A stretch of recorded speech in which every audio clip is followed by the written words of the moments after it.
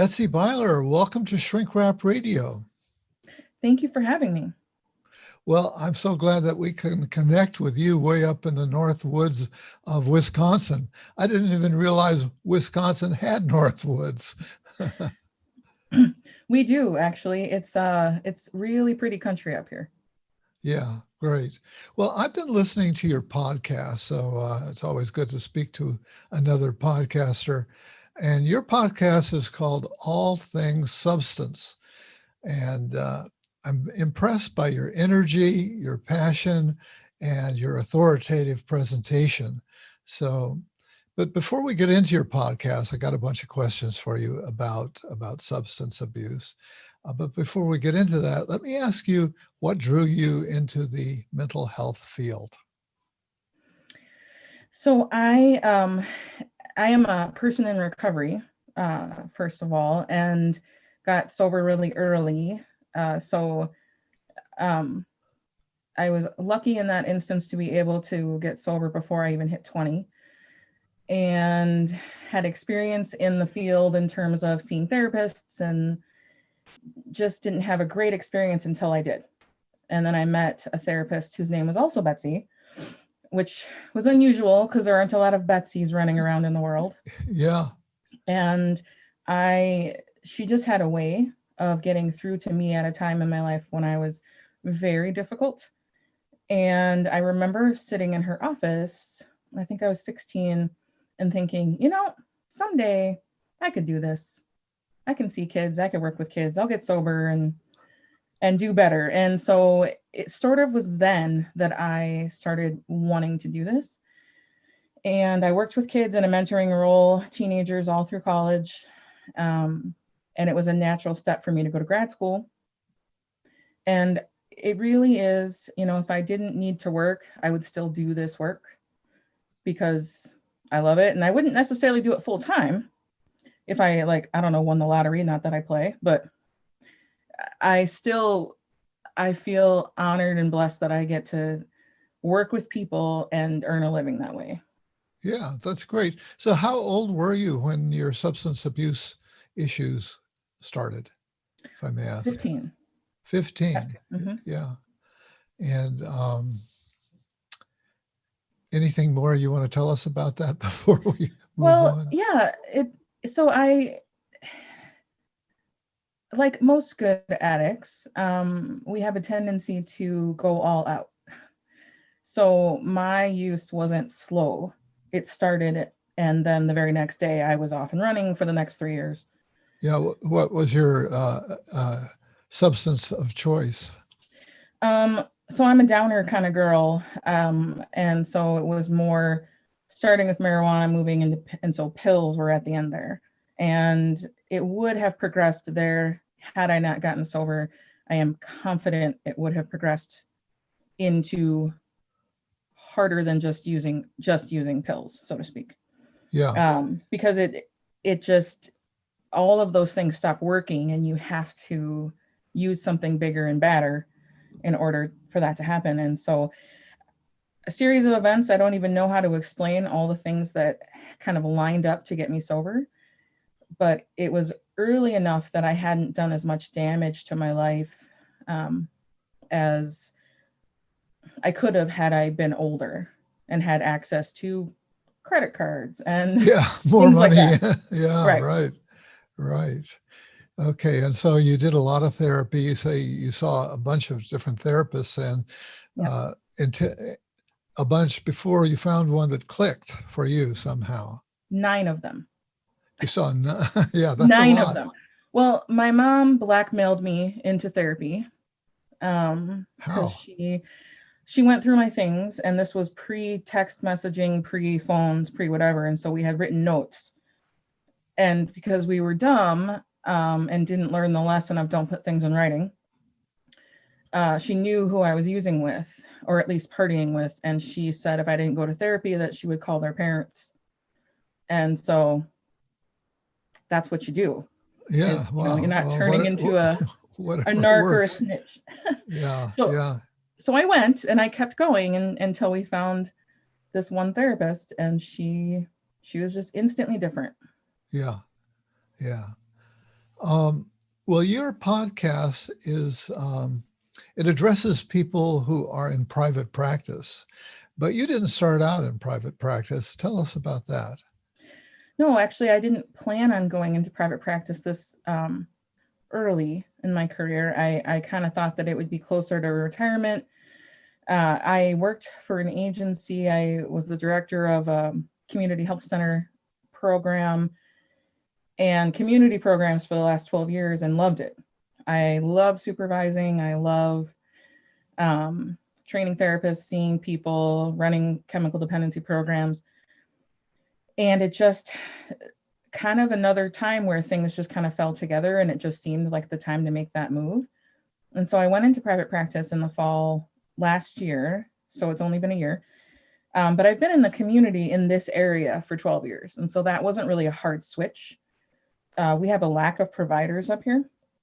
And so it's not like a saturated sort of market like it would be. Like I'm from Chicago. And so like that would be a really different experience Right. going into private practice. So I was Sure. full within 2 months.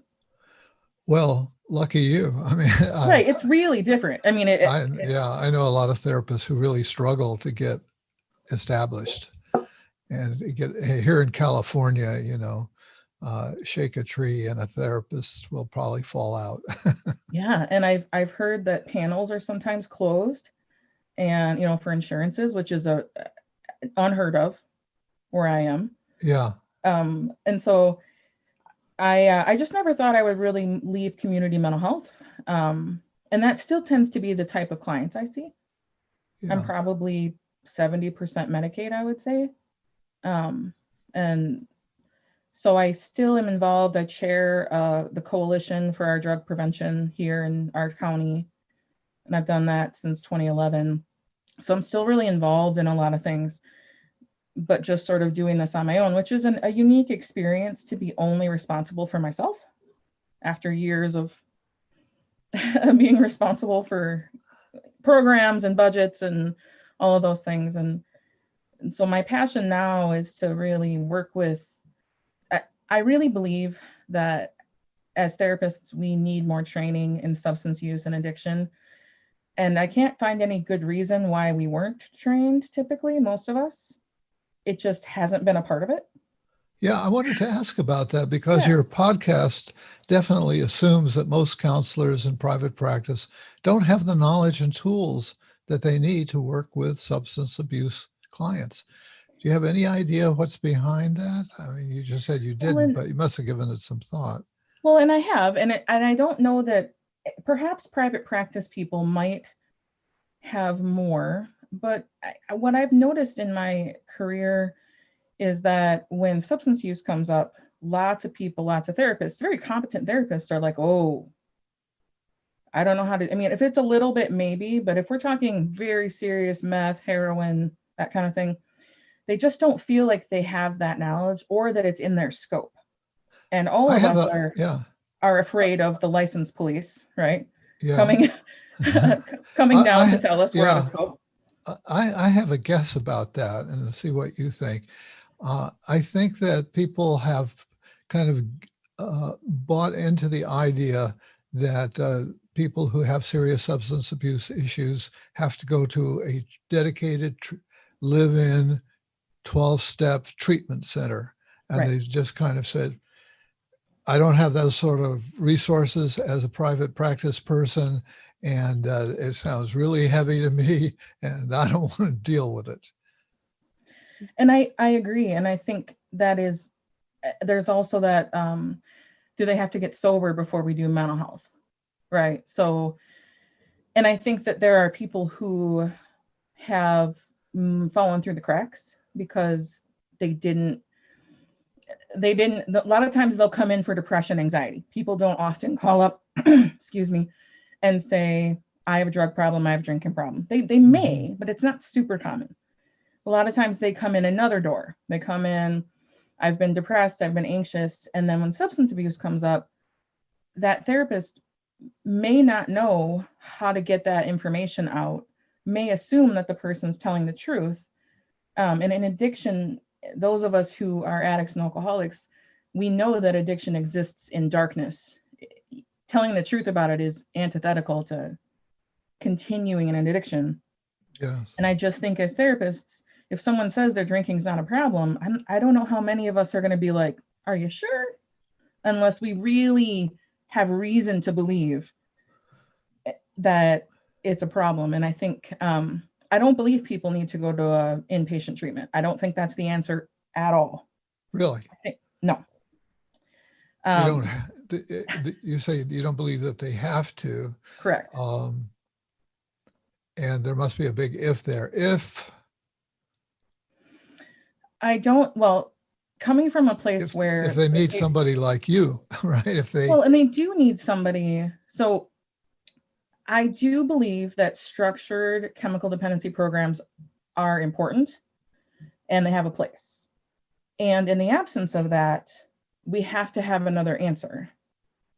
For instance, in the state of Wisconsin, the Medicaid here won't pay for substance abuse inpatient. And so a lot of people who are using substances to the level that they need inpatient, they're not going to have commercial insurance. They're not going to have independent money to pay for that. right. And you can't, there is no inpatient treatment.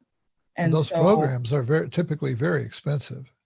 Absolutely. I mean, to the tune of 10 grand a month, and that's not even that big, you know, Yeah. and that figure is extremely old, I believe. Yeah, So, that's probably why we hear of, people in Hollywood and, the public eye and high level political people.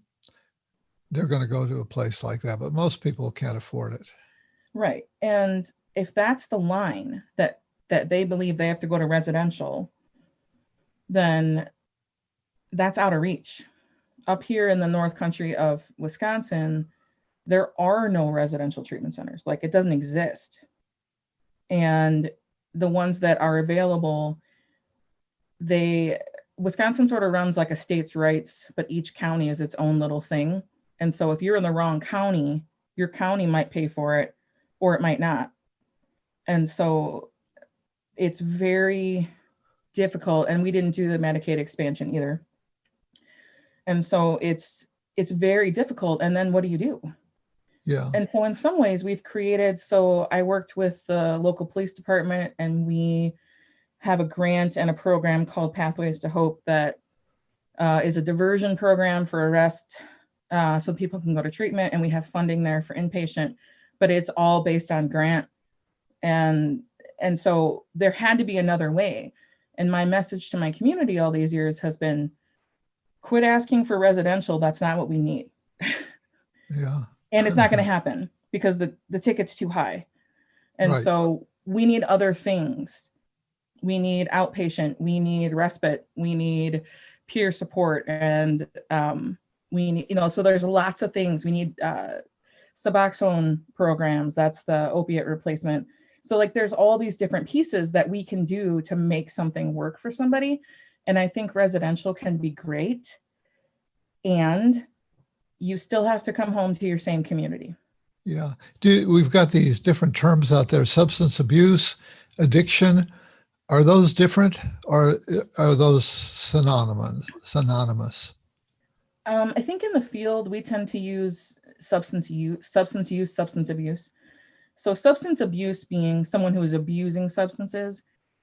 When I was working on the podcast originally and doing some Google, SEO searches, that's not what average people talk about. They talk about addiction.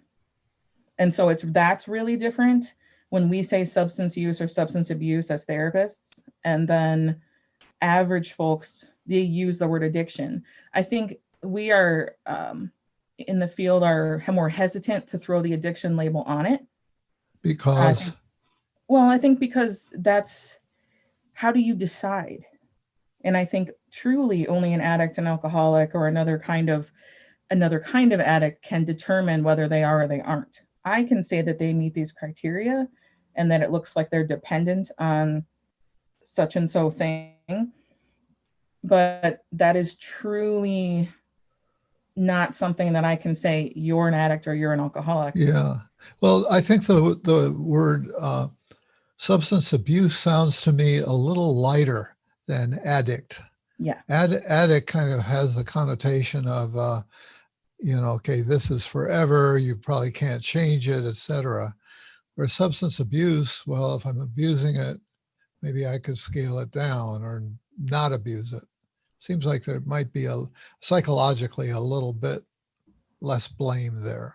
Well, and people do have an easier time, I think, with substance abuse, with even the word dependence, because addiction does have a connotation. For those of us in recovery, I think we embrace words like addict or alcoholic. And you'll even hear alcoholics call themselves drunks. And like we wouldn't dream of calling someone a drunk, but they do. And it isn't a shameful thing. We don't see it that way. Like in the recovery community, it is something that is an acceptance of this is just is. Yeah. And it can be in remission. I've been sober over 20 years, so it's in remission. I don't have cravings, I don't struggle with it, whatever, but I certainly don't believe that certain parts of my personality have shifted, or went away. I believe this has been present for my lifetime. Yeah. So how did you come to specialize in substance abuse treatment? I assume part of it is out of your own experience of eventually getting into recovery. Mm-hmm. So when I was out of graduate school, one of my very first jobs was at a residential treatment facility for alcohol and drugs for adolescent girls in South Dakota. And, I really believed when I got out of grad school that I knew how to treat addiction. I absolutely believed that I did. I took the optional class. I took classes in undergrad. Being a person in recovery, I did not go through treatment. I did it by getting rid of friends and changing everything about my life and, all like health and all sorts of things that I just was making up because I didn't know what to do. I just knew I couldn't keep using or I was going to end up dead. So when I went to this treatment center, I really believed that I knew what was happening and how to do treatment. And what I found over the few years that I worked there was I really had no idea. None at all. And I had excellent training, I feel like. And I've talked to a couple of my favorite professors about the podcast and about our training, and both agree that it's an area that we need, but that I don't know that any program could cover everything. I just don't know that that's possible. Yeah. Well, how did you get yourself trained up? Did you seek out special additional training after your graduate education? So working on the job, I was the only master's level person there. All the rest of the counselors were bachelor's level, and they knew way more than I did about addiction. And it was just shocking to me. Because they were in the trenches? Is that why? Yeah, and they had done specific training.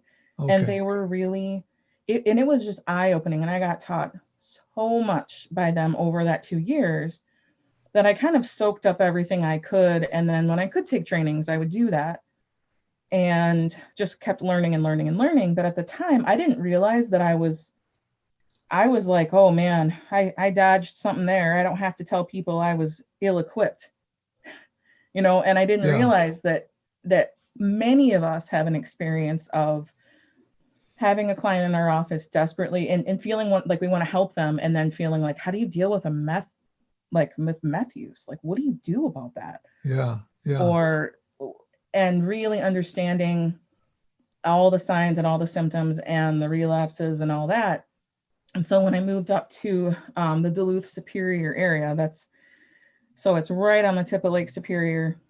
I moved up here and began supervising and just decided, well, I'm going to train the people that are with me how to do this. And I'm going to make sure that anybody who comes through our house and our, all interns, therapists, that they are competent. Yeah. So that when they leave here, we have more people who can work with dual diagnosis. And I don't believe you have to go back to school. I mean, certainly if your state says you have to, then you have to. But I believe that therapists can gain the knowledge they need. And that's part of why doing the podcast is that over the last 12 years, I believe I've figured out what people need to know, the basics, and that's enough information. Not Yeah. necessarily like 2 standard deviations information, right? But enough to not be practicing out of scope, enough to feel somewhat competent that they know what they're doing and they can wade in here. Yeah. So how would you describe your approach? We'll go into more detail, I think, as we go along, but if in a few sentences, how would you say you describe your approach to working with addiction or substance abuse? Do you mean like theoretically in Yeah. terms of my stance? Yeah.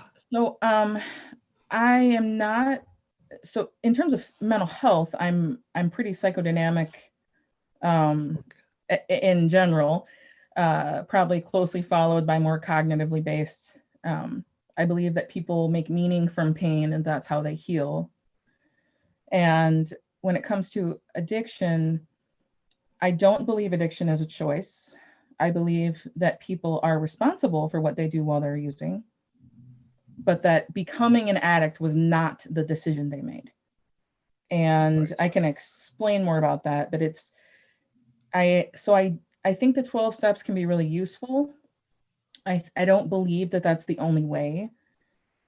And I think that what I've seen work best is sort of pulling from different places, like so motivational interviewing, right? That's really helpful. Sometimes the 12 steps can really be helpful, but a lot of people have issue with the religious, the God thing, and they are Right.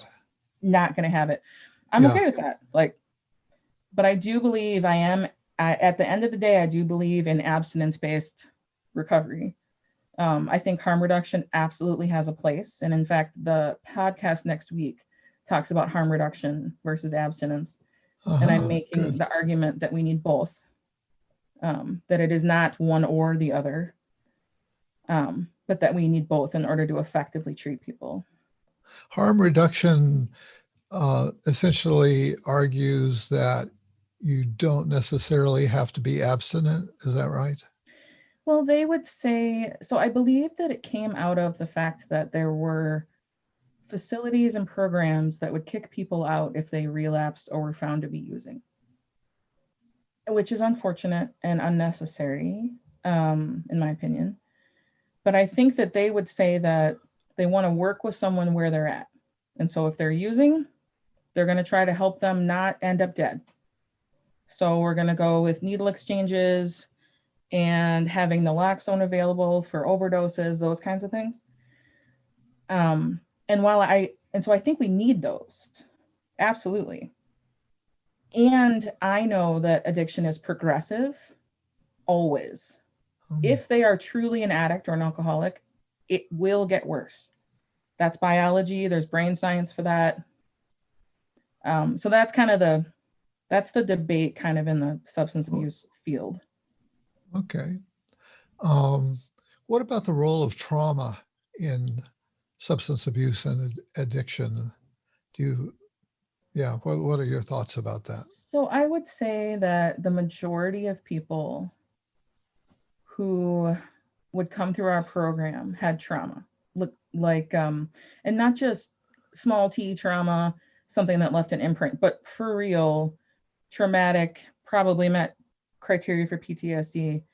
I can recall 2 instances in the last probably 5 years where I had someone in my office who had no trauma. And in my brain, I was like, are you sure? Because it's that common. Yeah. And that, I mean, and so, the ASAM, so that's the American Society of Addiction Medicine, would tell us not to go after treating trauma for at least a couple years into recovery, because we can't go digging around in somebody's trauma until they have enough resources emotionally to manage that. Like, there's a reason that our body blocks trauma out, and we want to respect that and make sure that we're not increasing difficulty. Now, I would say that that's not necessarily a hard and fast rule, and that all therapists need to judge when their person and work with them to see if they're ready for this. But there's so much to do in early recovery that emotionally you just don't have the resources to also remain all sorts of stable and then be looking at all your trauma history. Yeah, yeah, that makes sense. I had never thought about that, but that makes sense. In your podcast, you touch on a number of areas, topics where counselors and therapists need to develop some expertise. And so I thought maybe we could step through some of those here, Sure. as I was going through the topics that you have on your podcast website. So talk a bit about brain science and addiction. As you're saying that it's not like somebody made a decision. So tell Right. us about the role of brain science in that. So I think when we think about brain science, most people will think about the reward pathway, right? Yeah, And of course that is part of it, but that's only one part out of what I would say probably 3 to 4 things that the brain does. Yes, there is an issue with the brain and its requirement for dopamine, and that it wants a certain level of dopamine, and that's part of the reward pathway. And drugs and alcohol give you a higher level than anything else that we can do naturally, including sex or food or whatever. And it's not going to settle for less when it's used to getting more, right? yeah, That's where that yeah. withdrawal starts to come in. But there's other issues. So there's habits that are getting formed. So let's think about like classical conditioning, right? Like, so this isn't just something that we're learning and unlearning. Like, there are actual visible changes in scans of the brain of an addicted person.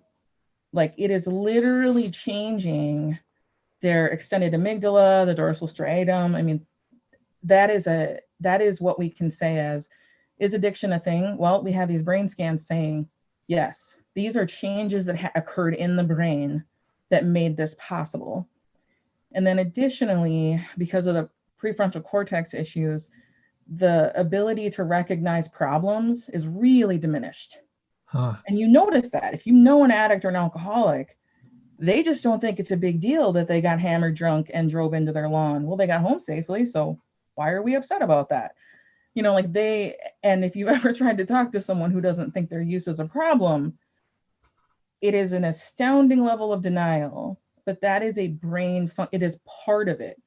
Mm. And so on each episode, I list links of different research or places to pull information, because I don't think it's enough to just tell therapists, like, here, believe what I say. I am expert, whatever, but I want it to say, no, this is what the research is telling us. Yeah. Right. And this isn't my opinion. It is something I've seen backed up anecdotally, but it definitely is these different parts of the brain working together in this very vicious cycle that is progressive. And so since we need more dopamine because we now have tolerance, the brain's like, this isn't enough anymore. You got to give me more. And because they're not seeing problems, and so their impulse control and their ability to judge and have discernment is really dampened. So it's just this huge cycle. And so in the brain science, one of the things I did for that series in the podcast was try to set a baseline of, let's pretend that you know some about addiction, but not a lot. And so let's just start at base, like, is this a choice? Is it not a choice? And what does science say about that? Yeah. And then what about risk factors and those kinds of things? Yeah. Yeah. Okay. And you also have a section on risk factors and genetics. Let's talk about that. So I think that I think it's widely accepted that there's some genetic component to addiction. I think a lot of folks will call it like a predisposition. Uh-huh. a guy I worked 4 years ago said that if, you shake a family tree and like drunks fall out, like, and he was an alcoholic. So they use that phrase a lot, but just that it happens, right? Like if we do genograms on people, we're watching this stuff come down. And so it is genetic and it's not. And so what I mean by that is there isn't one addiction gene. There are multiple genes that we know have an impact, and we can't possibly know all of them at this moment in our science. So for instance, eye color is like 16 different genes put together. It's not one. And so if eye color is 16 genes, then we're talking about just tons of different variations, even between siblings. Like you'll find, I'm a person in recovery. My sister did not get that gene. Whatever that gene is or series of genes, she tried that stuff and hated it. And same family, same upbringing, same whatever. And this happens a lot. Yeah. And so these variations are in a tiny like allele here and allele there, just one part of a gene.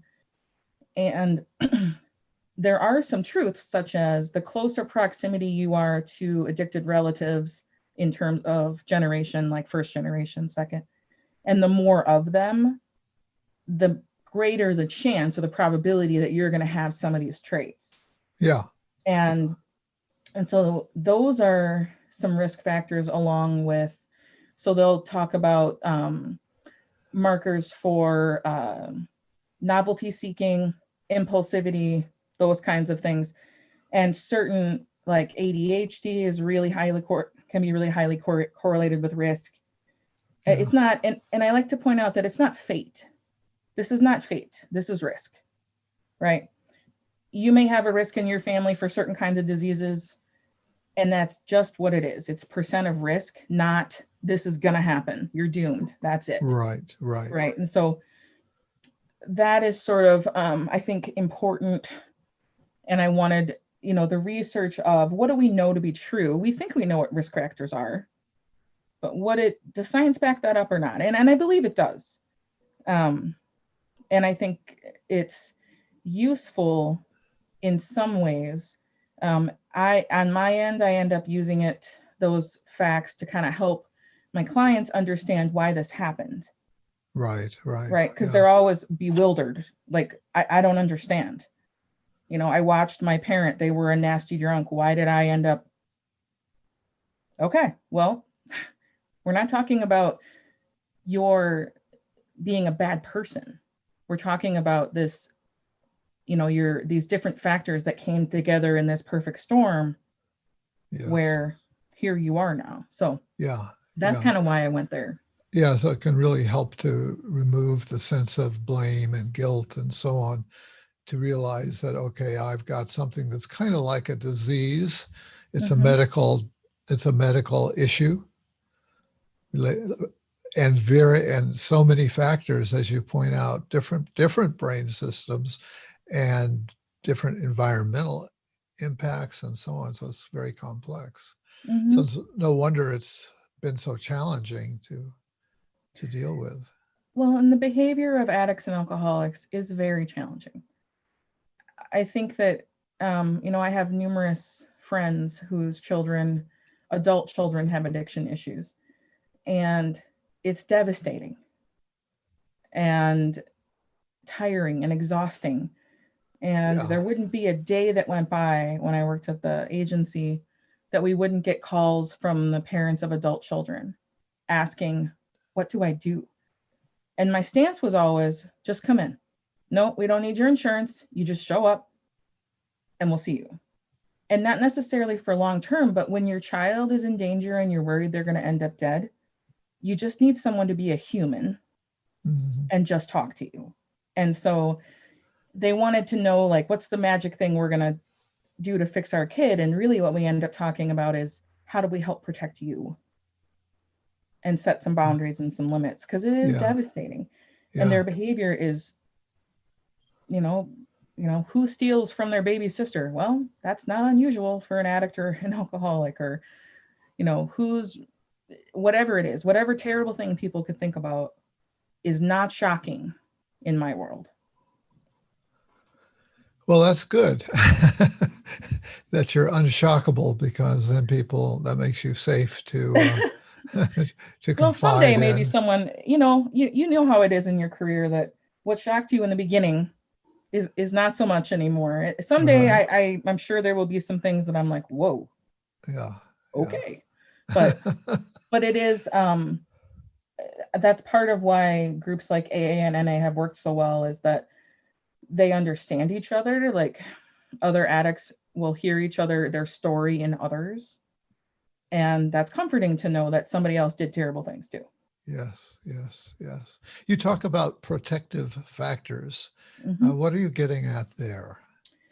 So, the story that I refer to in that particular podcast happened during, I used to run adolescent treatment groups.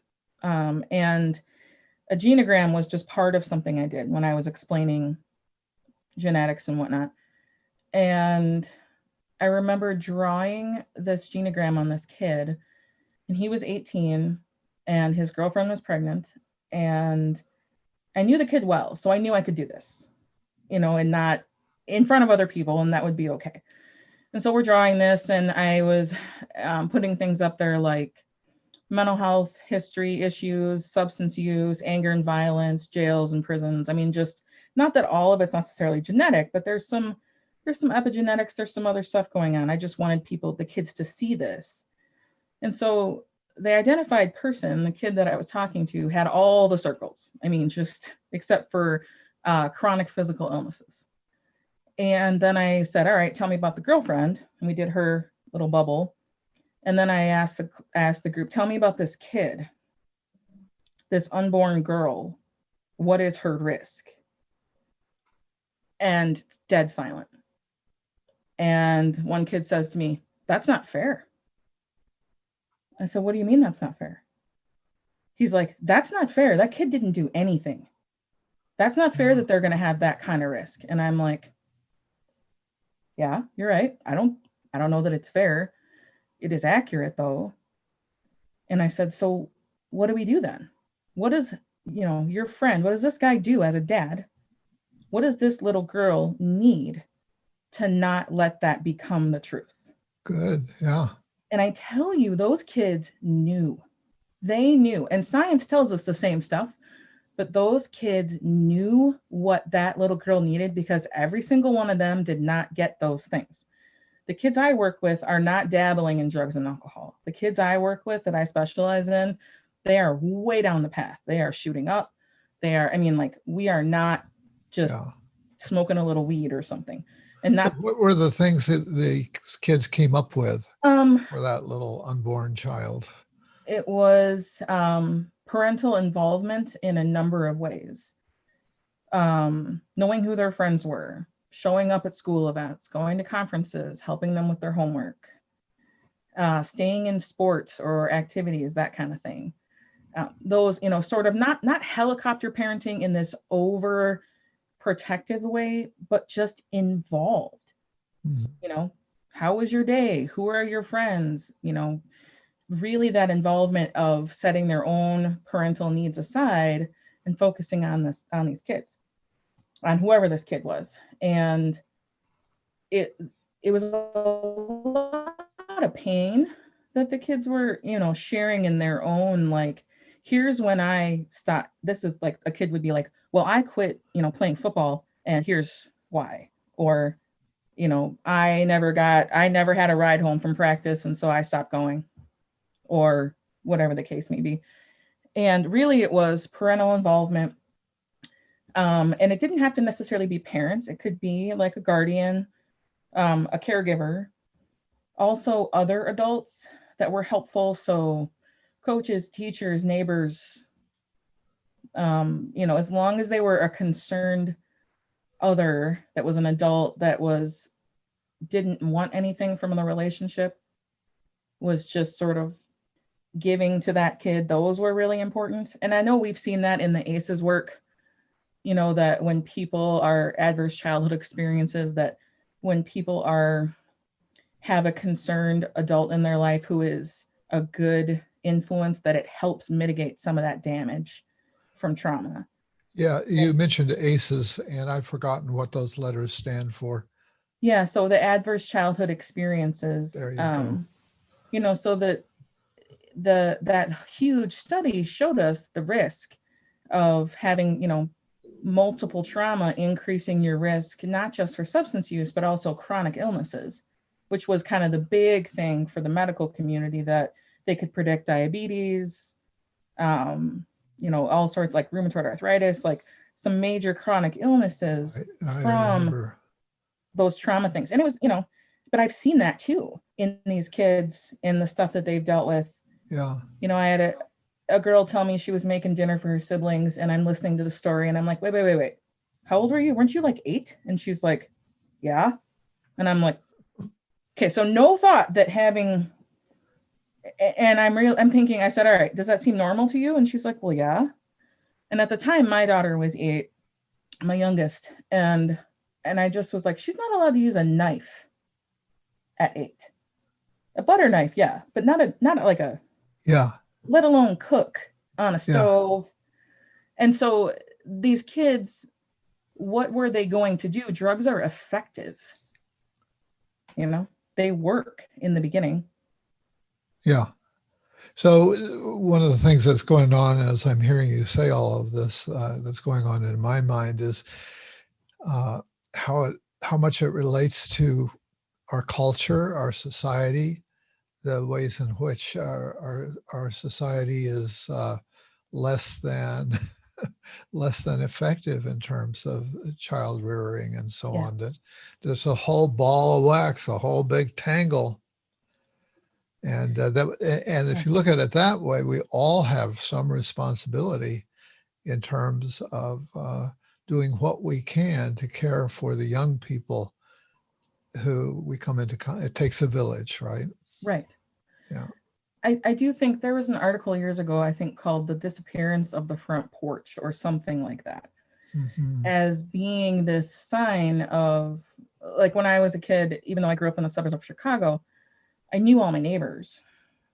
If I ran through somebody's yard and like messed up their flowers, they were going to call my mother, you know what I mean? Like, Yeah. or walk down to our house Yeah. or whatever. Or if we were getting in trouble, my mom worked in the city every day, and she would get a call from a neighbor if neighbor thought I was up to no good. And I think that's really different, in that people feel like they don't have a right to intervene or get Yes. involved. And yet what the kids were saying was, I had a neighbor, my friend's grandma, my teacher, my somebody, because we can matter in those ways as adults, and not in a way that we need them to look like us or act like us, but just noticing something that a kid does. Somebody's breaking up a fight of little kids, and it's a teenager, and you be like, hey, that was really nice, man. Like, and that, like, I see you, I notice you. And I Yeah. do think that that's that huge deal, because kids really do feel like no one cares. They're not paying attention anyway. Might as well do what I want. And so they Uh-huh. do. Yeah. Now, another thing that you talk about are the stages of addiction Mm-hmm. and progression, and I guess those two things are related. So this is the point of where I think if there was no progression, then we wouldn't have addiction. And so progression is the key. And the reason being is that everybody who is an addict or an alcoholic that I have worked with swore up and down that they wouldn't let it get bad. They believe they know when to stop. They believe that they'll pull the plug on their use before they get addicted. Nobody plans. Nobody's like, I'm going to be an addict and that's going to be awesome. It happens accidentally. They said yes to using, and what happens was they didn't realize when that line started to blur and they couldn't let it go like other people could. And so that's why I say too that it's not a choice. Their choice was to use. They didn't choose. They didn't know that they were going to be the ones, right? We have this optimism bias that Right. tells us that we can walk around without a mask and it's no problem. We're not going to get the virus, and, not me, kind of thing. I mean, it's just part of our human nature, I think, to believe that we're not going to be the ones getting a negative consequence.